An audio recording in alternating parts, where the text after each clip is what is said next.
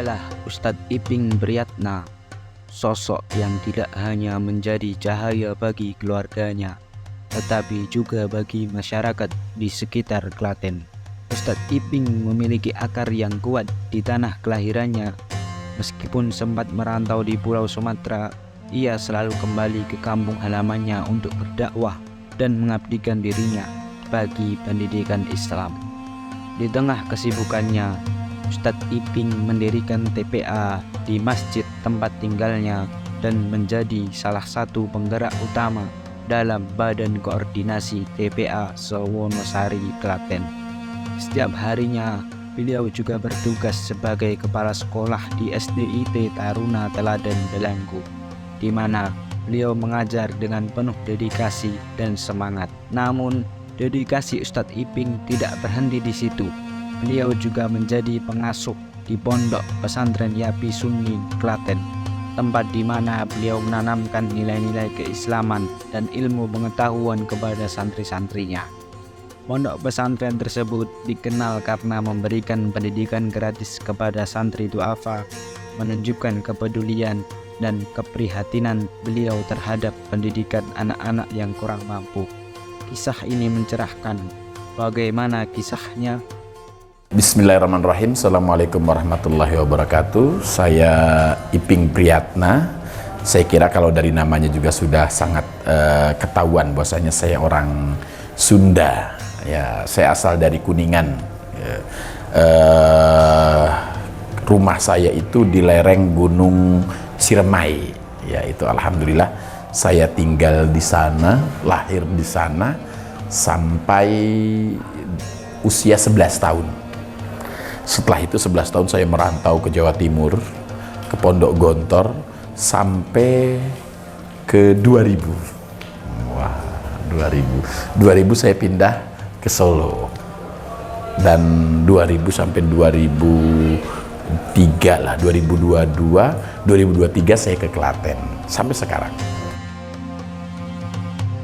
Saya kebetulan hidup di keluarga perantauan. Karena ayah saya itu merantau ke Sumatera. Ayah saya merantau ke Sumatera, ibu saya itu yang saya kenal itu guru ngaji. Ya, jadi sampai sekarang masih menjadi guru ngaji. Jadi itu juga mungkin role model saya sampai sekarang itu. Kenapa saya mengambil menjadi guru ngaji? Ya karena ibu saya yang mencontohkan bagaimana prinsip dia itu hidup itu bermanfaat untuk orang lain. Kalau bahasa kerennya mungkin khairun nasi anfa'uhum linnas gitu ya. Cuman ibu saya nggak ngerti bahasa itu karena memang bahasa orang dulu gitu aja sih. Otomatis dulu yang cita-cita yang memang mungkin yang tidak realistis ya. Ya saya katakan tentara. Saya tergila-gila dengan tentara. Dulu ketika kecil ya, kita kan berbicara ketika kecil. Tapi tentara itu berakhir ketika usia saya SMP. Sudah realistis, kayaknya untuk jadi tentara nggak bisa deh ya. Jadi kan saya sudah punya pemikiran itu. Dulu itu saya kembali kepada satu sosok. Ketika saya akan mondok, ya, ada satu sosok Bapak Kusna Sanjaya. Saya masih ingat, dia kepala sekolah saya. Ya. Dia itu mengatakan, kamu nanti harus jadi guru. Ya. Saya melihat kamu, itu ketika saya akan mondok pertama kali, karena saya sowan ke dia. Karena saya melihat bahwasanya kamu nanti untuk jadi guru itu lebih cocok. Ya. Maka ketika SMP itu saya kok bisa, saya terngiang dengan wasiat dia. Ya.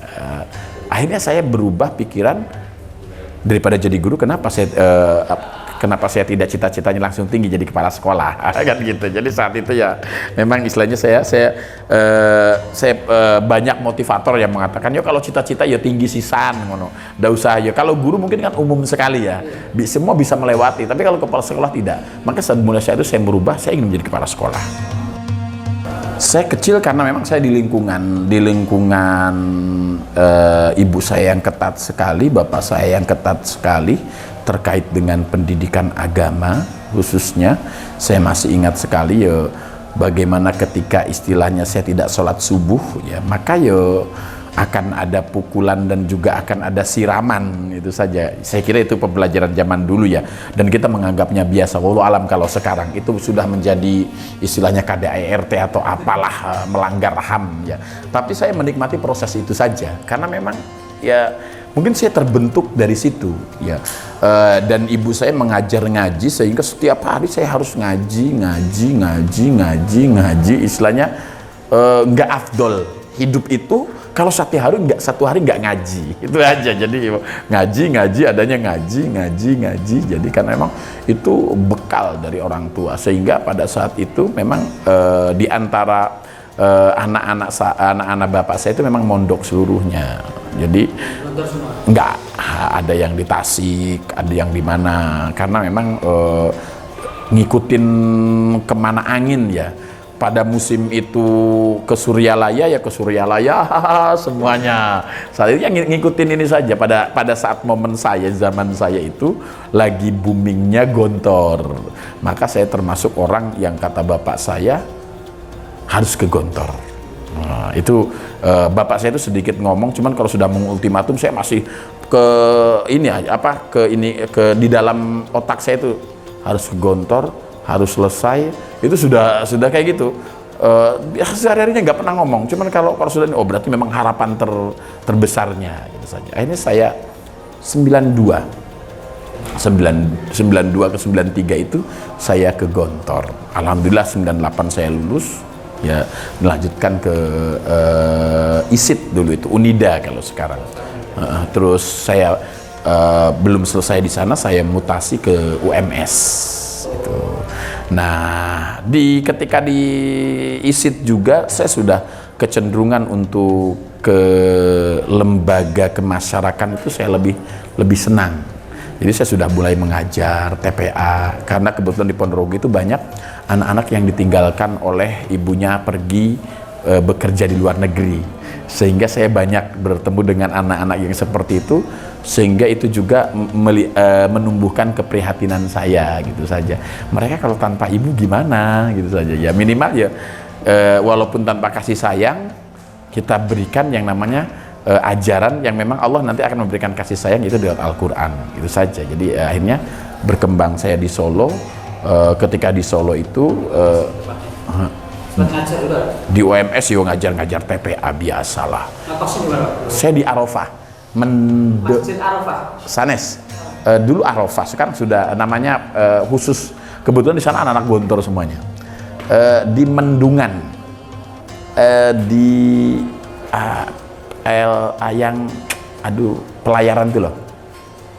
Apa nama? Yang Atmi sampingnya itu loh. Atmi Pignatelli, ST Pignatelli ya. Yang perumahan apa yang ke timur berarti ya? Itu ya. Terus ya akhirnya saya kenal TU UMS, namanya Pak Slamet Darsono. Beliau itu termasuk pengelola yayasan sini awalnya. Yang saya tadi ceritakan awal, mengajak Ustaz, ayo sama-sama membangun pondok dengan keadaan pondok rintisan. Oke, enggak masalah, gitu kan. Berarti waktu UMS sampai lulus juga? Lulus, selesai. Jadi gini, saya itu kan di Solo. Seharusnya saya selesai itu 2002. Kuliah. Jadi pada saat itu masa tenggang itu ya, kalau seandainya saya selesai ya, kan akan menjadi tanggung jawab besar tuh ya. Sarjana gitu kan, akan menjadi label yang baru, dan saya kayaknya belum siap gitu. Saya masih lebih nyaman menyandang predikat mahasiswa gitu saja.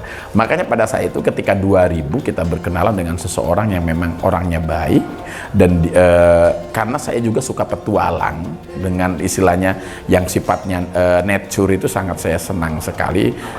Ya walaupun tidak mapala gitu, cuman ya senang aja dengan hal-hal yang memang yang berbau gunung, berbau pantai, berbau apa, itu saya senang. Maka ketika ditawarkan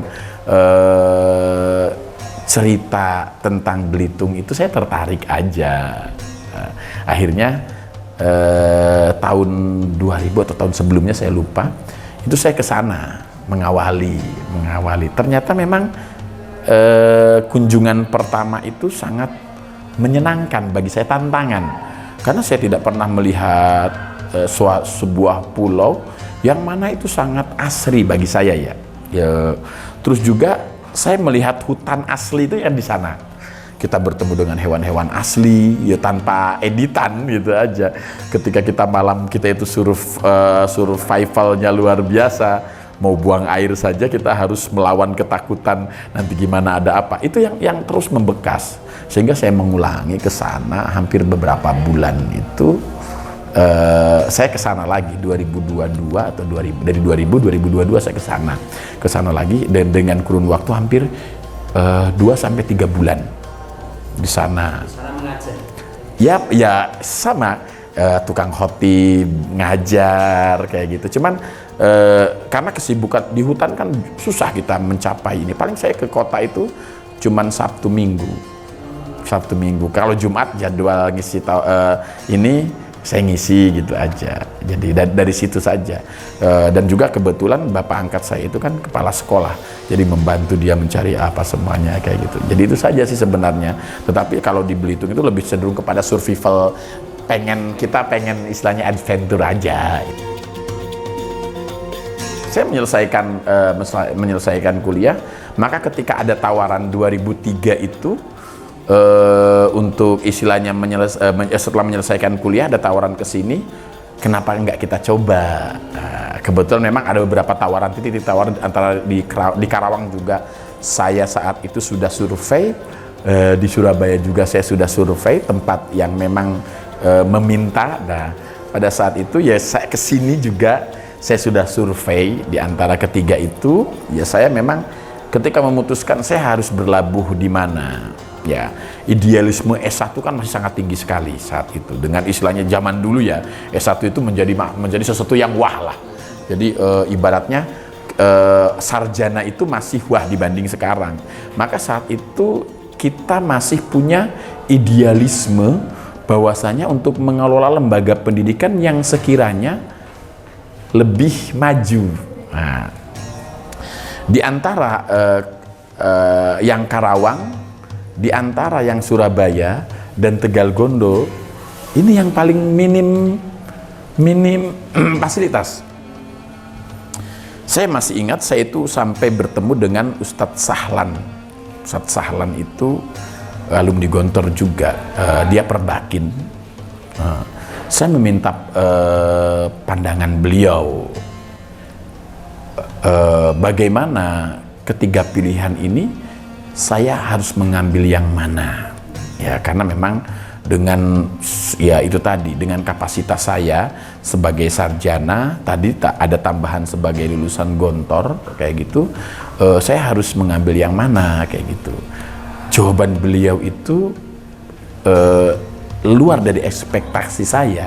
Beliau itu mengatakan, kamu kalau berjalan pengen naik dulu baru turun atau turun dulu baru naik? Kok gitu Ustaz? Gitu kan. Kamu pilih salah satu sekarang. Saya lebih baik naik dulu baru turun, karena saya akan menikmati turun itu daripada saya harus turun habis itu capek banget. Nah, di dalam khidmah atau berdakwah juga kamu lebih baik capek dulu baru merasa senang kemudian. Di antara tiga itu mana yang tanjakan? Dia berbicara seperti itu ya. Dan saya melihat yang tanjakan itu hanya ini, karena yang lainnya sudah aman. Saya di sana itu sudah ditawarkan ini nanti kalau kamu di sini ini sudah ada nilai yang saya dapatkan. Di sini nggak ada. Di sini tuh mau atau tidak kan gitu. Dan saya melihat kondisinya mengerikan sekali gitu aja. Makanya ini kan waduh, yo kok di luar ekspektasi saya gitu. Saya inginnya ya istilahnya memilih antara dua itu, kok malah saya ditunjukkan sama dia itu tanjakan dulu. Yang tanjakan bener-bener ini, dan saya nggak ngerti ini ada turunannya nggak gitu kan. Jadi masalah terbesar itu ada turunannya, jangan-jangan kita nanjak terus gitu saja. Tapi saat apa namanya itu, Sahlan itu mengatakan pasti setelah tanjakan pasti akan ada turunan, itu janji Allah. Ya, dari situ saya sudahlah, saya istikharah juga, ya memang dikuatkannya di sini. Ya, dan juga kebetulan saya cocok dengan Ustadz Zuhal, pimpinan pondoknya. Ya akhirnya saya mulai istilahnya beristiqomah apapun bentuknya dakwah di Klaten ini. Kita asal masalahnya.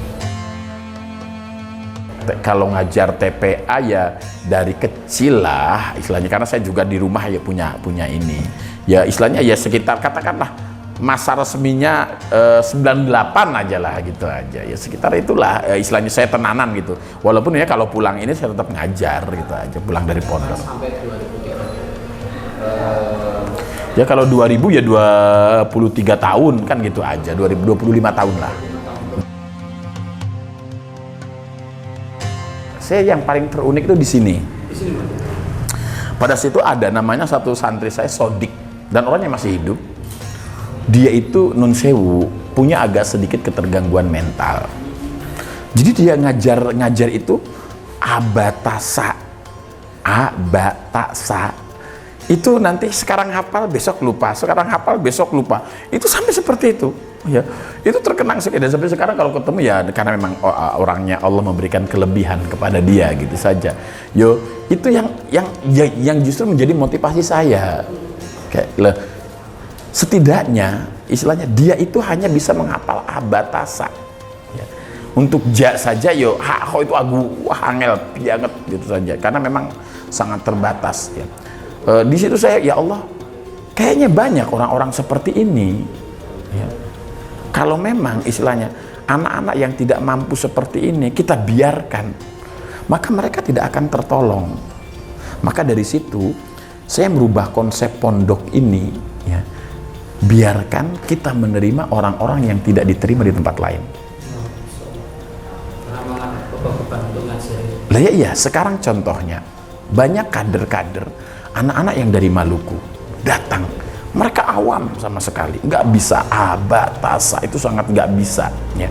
Kalau seandainya kita tidak menerima mereka, mereka akan kembali, itu siapa yang mau ngajari ya.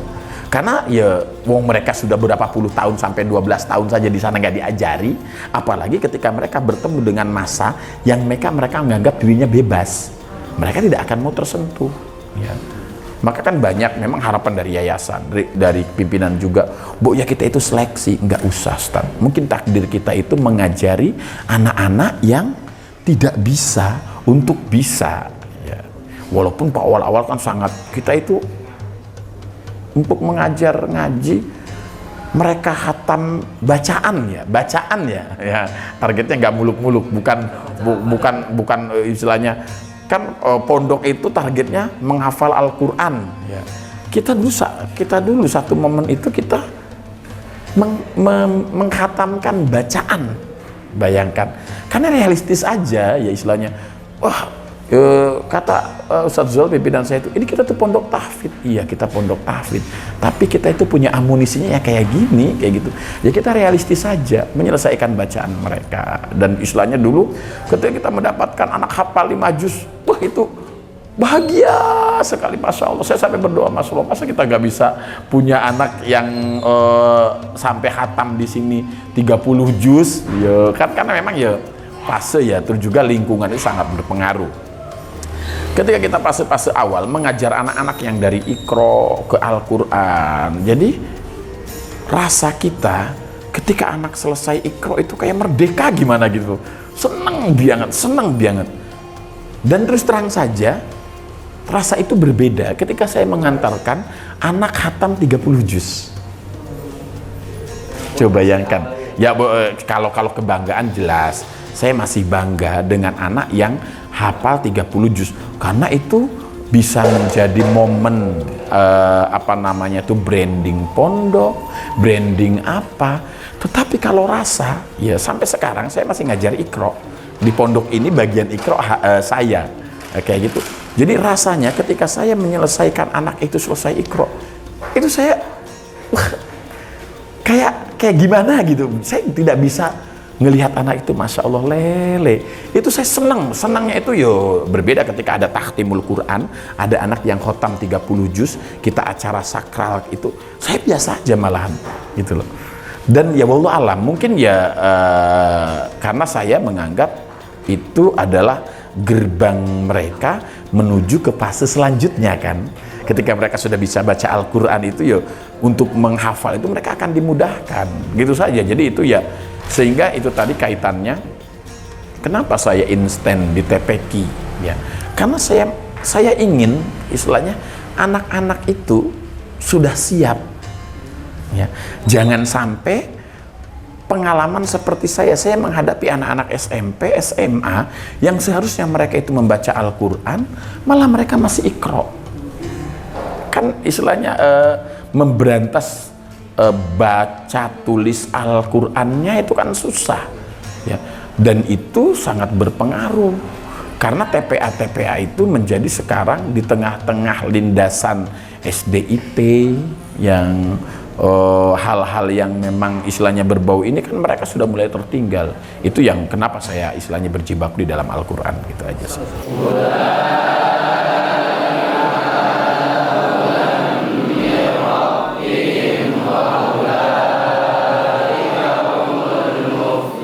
Ya, jadi namanya Pak Bambang Setiawan, Allahu yarham. Dia orang yang sangat baik, ya.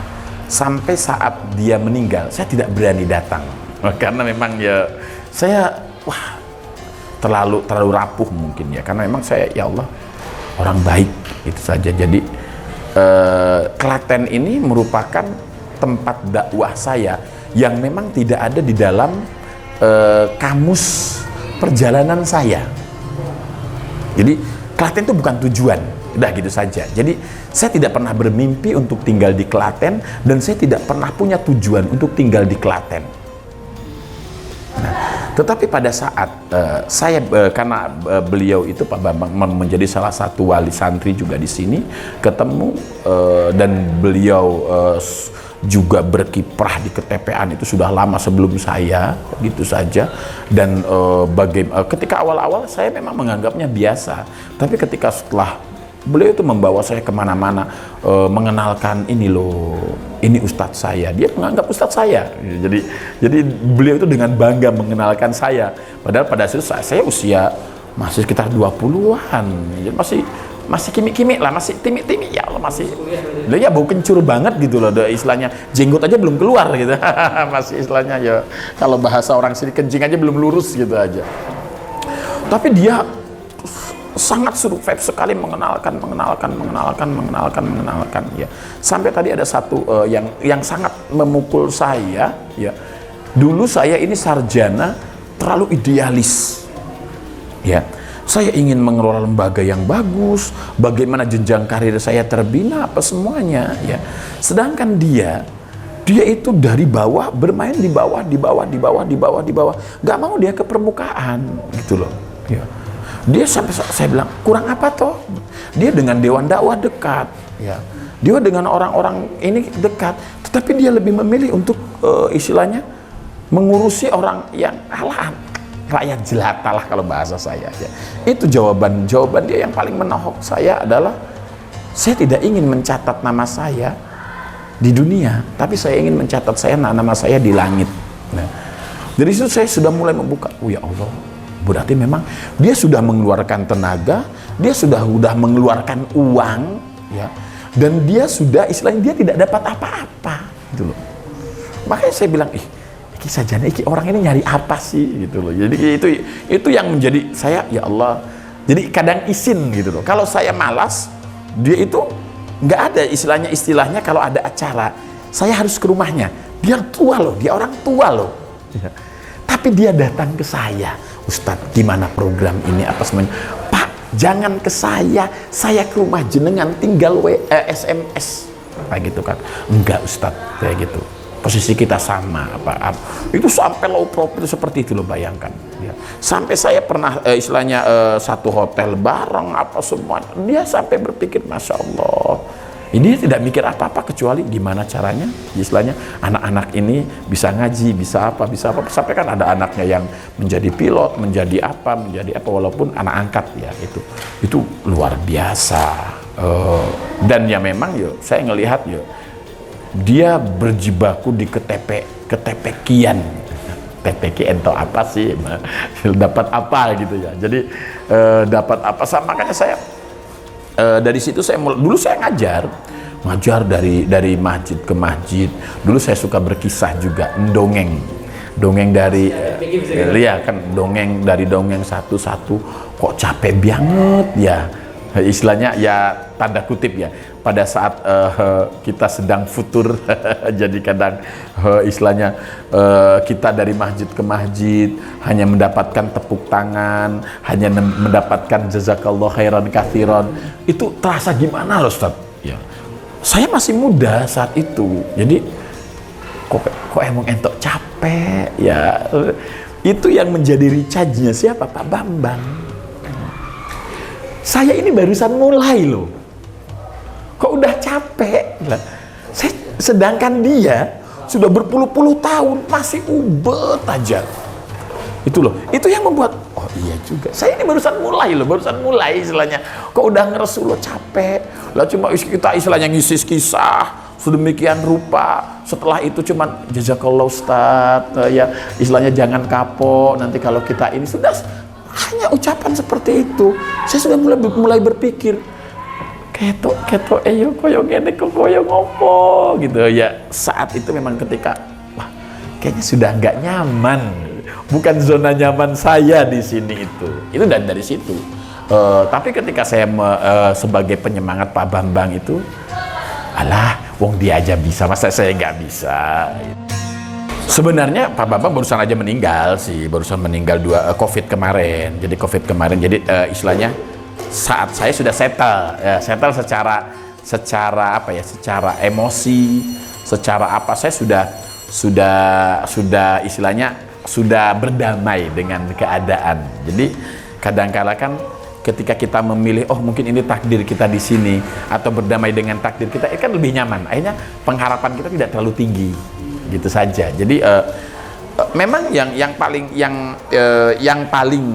berat di dalam dakwah itu ketika kita melihat teman-teman dakwah kita. Satu waktu ketika kita berkumpul dengan teman-teman dakwah kita, otomatis yang pertama kali kita lihat adalah materi. Mereka sudah seperti ini, mereka sudah seperti ini, mereka sudah seperti ini, kan kayak gitu. Jadi keduniawian itu jelas ya. Siapapun dia akan menjadikan dia itu akan berpikir ulang. Ya, makanya saya di pondok ini ya kan tidak, maksudnya memang berjuang gitu ya.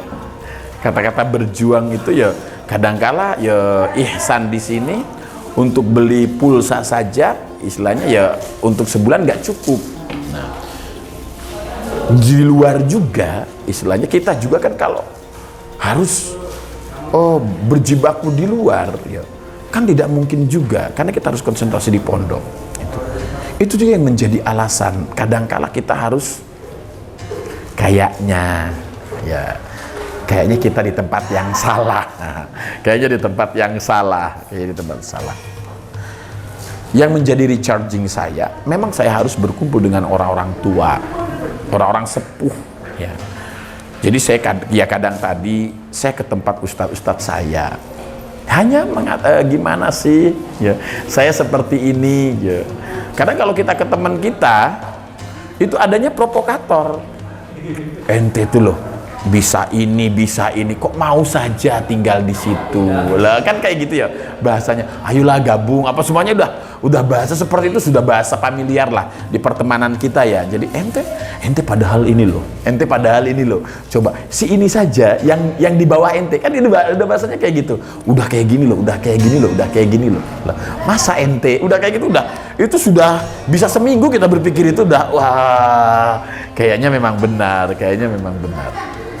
Apalagi memang pondok ini berjalannya itu sangat tertatih-tatih sekali. Ya. Maka salah satu yang menguatkan saya, ya saya harus berkumpul dengan orang-orang yang tadi, dengan ustadz-ustadz saya, dengan orang-orang yang semisal Pak Bambang, dengan yang memang orang-orang yang sepuh, kemana-mana masih ngajar TPA. Saya masih senang seperti itu, hanya untuk dia aja udah tua pasti kayak gitu, masa saya enggak, kan gitu aja. Jadi istilahnya saya pernah ketemu yang membuat saya itu agak bersyukur, sama-sama alumni Gontor. Jadi dia tinggalnya di Kemasan Sawit sini, dekat. Dia itu nggak punya cucunya di sini, berarti udah sepuh sekali. Sekolah di ini SD Tegal Gondo saat itu. Ngerti saya itu dari Gontor, dia itu selalu menyempatkan diri untuk bertemu. Orangnya sudah sepuh banget. Jadi dia bilang, kenapa saya ngobrol dengan antum, Mbak? Dia bilang, kayaknya istilahnya antum itu sama nanti seperti saya. Nah, kenapa Pak? Saya itu lulusan Gontor, tapi saya ngajarnya hanya di musola tok. Wah, saya sudah mulai nih. Lah, apa iya Pak? Kayak gitu kan? Iya. Ya. Saya mengabdikan ilmu saya itu hanya di surau itu saja. Ya. Dan saya mungkin orang nggak ngerti kalau saya orang Gontor katanya. Cuman antum aja saya kasih tahu kalau dari Gontor, karena saya ngerti antum dari Gontor. Karena sempat saya ngisi kajian di sana, dan ketika dia ngobrol apa dari Gontor, oh dari Gontor, apa mengkotak parani gitu. Nanti akhirnya ngobrol. Ya. Dan pada saat dia tidak mengharapkan apa-apa, istilahnya, kecuali bagaimana dia senang sekali anak-anaknya iso ngaji, anak-anaknya iso azan, anak-anaknya iso ngimami. Sesimpel itu loh cita-cita dia gitu loh. Nah, saat itu saya menganggap begini, Allah itu bukan tanpa sebab mempertemukan dia dengan saya, kecuali Allah akan memberikan hikmah, kan gitu ya. Wong dia aja bangga loh, ngajau musola, cuman anaknya bisa azan, imam, ngaji, itu kebanggaan terbesar gitu loh. Ya. Jadi itu saja. Jadi wah, saya masih beruntung gitu. Saya punya lembaga, istilahnya saya diakui di sebuah lembaga. Saya juga punya istilahnya kebadkuan, itu saya juga langsung di kabupaten. Itu lembaga yang di atas dia jauh gitu saja. Dia bangga dengan dirinya gitu loh. Yang tanda kutip tanpa embel-embel dunia. Orangnya ya Allah kesini pakai celana gantung kayak gitu, pakai kaos apa semuanya, nggak mirip alumni Gontor lah. Istilahnya alumni Gontor kan antum tahu sendiri bagaimana dia mempermak dirinya itu luar biasa. Lah ya iya, istilahnya mengendorse dirinya. Itu kalau anak-anak pondok itu kan bagaimana, dia enggak gitu saja. Dan itu yang menjadi wah, saya bertemu dengan orang ini, bertemu dengan orang ini, bertemu dengan orang ini. Berarti saya harus mempunyai rule. Ya rule-nya ya mereka-mereka itu yang memang mereka berjibaku di bawah, ya. Tidak harus mereka itu harus minder ya dengan orang Ustadz, teman-teman saya itu kalau alumni, masa kalau reuni Ustadz sudah punya ini, punya ini. Saya kadang mau kemana-mana itu dijemput katanya. Lah kenapa ya? Saya ini punya motor Astrea apa yang warna ungu merah itu loh, 91 atau 90 lah, yang Astrea Honda apa zaman itu yang itu naik, hah? Legenda. Ya mungkin lah, wallahu alam. Bukan legenda, Astrea apa gitu loh. Pokoknya ada serelet ungu sama biru. Itu ya, dan ya saya hakul yakin. Jadi makanya ketika kita futur dalam hal itu, saya akan teringat mereka aja yo, istilahnya lebih tua dari saya gitu aja. Mereka sampai punya cucu, istilahnya mereka nyaman-nyaman aja. Karena tadi konsepnya itu, pola pikirnya itu bukan di dunia, tapi jauh di sana. Kayaknya simpel itu saja. Jadi itu yang, waduh ya sudahlah, Bismillah itu aja. Saya memang sering sekali ngambil sanad gitu ya. Istilahnya kayak ngambil sanad Al-Fatihah apa semuanya, Tuhfatul Atfal apa semua. Itu memang mengupgrading diri ya. Karena terus terang saja, ketika kita terjebak dengan kata-kata ustadz itu ya'lamu kulla syai', jadi akan mengetahui segala sesuatu, padahal itu covernya toh, isinya itu nggak ada apa-apa. Ya Islam. Sama dengan yang lainnya, karena casing kita diberikan casing sama Allah itu baik, orang menganggapnya baik, padahal softwarenya podo wae. Nah, itu yang mungkin yang menjebak saya. Jadi orang-orang selalu mengatakan antum kan anak pondok, antum kan anak pondok. Apalagi saya bisa bahasa Arab, saya bisa bahasa Inggris. Jadi orang itu menganggap saya itu tahu segalanya, padahal saya nggak tahu segalanya, kan gitu. Itu yang menjadi beban bagi saya. Maka saya harus berpikir, saya harus mengupgrade diri saya toh. Kalau misalnya saya harus ngaji kemana-mana kan isin ya. Isinnya masa ustadz ngaji kan, padahal ya tidak masalah ya istilahnya. Akhirnya saya mengupgrade dengan mengambil sanad, mengambil apa semuanya dalam rangka upgrading diri saya saja. Istilahnya jangan sampai saya harus membaca istilahnya yang dulu kitab-kitab kuning itu saya paling males, dikarenakan apa? Kita berpikir dua kali tuh, membaca Arab memikirkan terjemahnya apa. Mending kalau terjemahnya bener. Kadangkala kita itu selisih terjemah harus membuka kamus lagi. Zaman dulu loh, belum ada Google, jadi capek banget ya, hidup kita capek banget ya. Jadi kita membaca buku, kita memahami versi kita dulu, nanti mukorononya dengan versi yang lain, oh ternyata pemahaman kita salah kan gitu. Jadi cara saat seperti itu saya masih seperti itu, membaca kok ketok yo salah ya. Akhirnya kita buku istilahnya ya sebagai upgradingnya yo membaca buku-buku yang lain, maroji yang lain. Terus juga apalagi di Solo itu kan pusat sekali ya, antum paham lah, Haroki ada, Salafi ada, yang apa-apa ada semuanya. Dan itu yo terus terang saja, kadangkala kalau kita berqanaah dengan apa yang kita dapatkan di pondok, itu kan hanya kulit arinya ya. Istilahnya tipis banget lah kayak gitu. Kalau kita tidak mengupgrade, yo nggak bisa kayak gitu. Makanya dari situ saya mulai istilahnya belajar. Ya istilahnya orang ketang isin, ya rapopo lah. Timbang jadi saya dalam halakoh Tuhfatul Atfal saja, itu mungkin saya tua sendiri. Ya, yang lainnya masih muda-muda apa sih? Alah ben. Ya itu ya resiko istilahnya, insapnya telat. Jadi karena terus saya Gontor dulu tidak menyediakan hal seperti itu.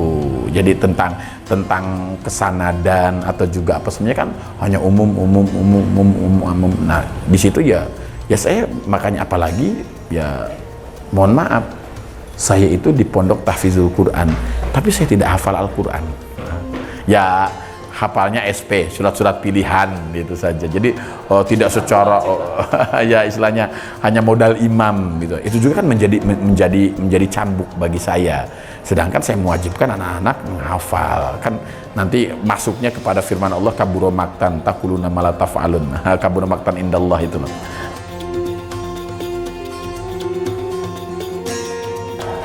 Saya selalu berpesan kepada siapapun bahwasanya khairun nas anfa'uhum linnas ya. Dan itu mungkin apa yang dikatakan ibu saya ya. Intinya bagaimana kita bermanfaat dengan orang lain. Kalau kita hanya bisa Al-Fatihah, kenapa kita tidak menularkan Al-Fatihah itu ya. Kalau hanya kita bisanya Iqra 4, kenapa kita tidak mengajari Iqra 4 itu. Terkait dengan layak dan tidak layak kita serahkan kepada Allah Subhanahu wa Ta'ala. Tetapi bagaimana berusaha kita untuk mengajarkan. Nanti konteksnya khairukum man ta'alamal Qur'an wa 'allamahu. Demikian jazakallah khairal katsira atas apa yang telah antum laksanakan hari ini, dan insyaallah ini merupakan takdir Allah Subhanahu wa Ta'ala, dan mudah-mudahan berguna untuk yang lainnya, sedikit sejarah ngawur ya, kehidupan yang memang mungkin ya saya pernah juga membolkan sebuah seorang sastrawan dan itu mungkin zaman dulu orang-orang sangat senang sekali, yaitu Khalil Gibran. Saya itu dulu punya bukunya banyak sekali, dari Sayap Patah, Mad Men, wah semuanya punya semuanya zaman dulu. Habis itu dipinjam nggak kembali semuanya. Ya istilahnya satu pesan dia yang saya ingat itu, aku akan menuliskan namaku di atas wajah kehidupan dengan huruf besar. Ya. Assalamualaikum warahmatullahi wabarakatuh.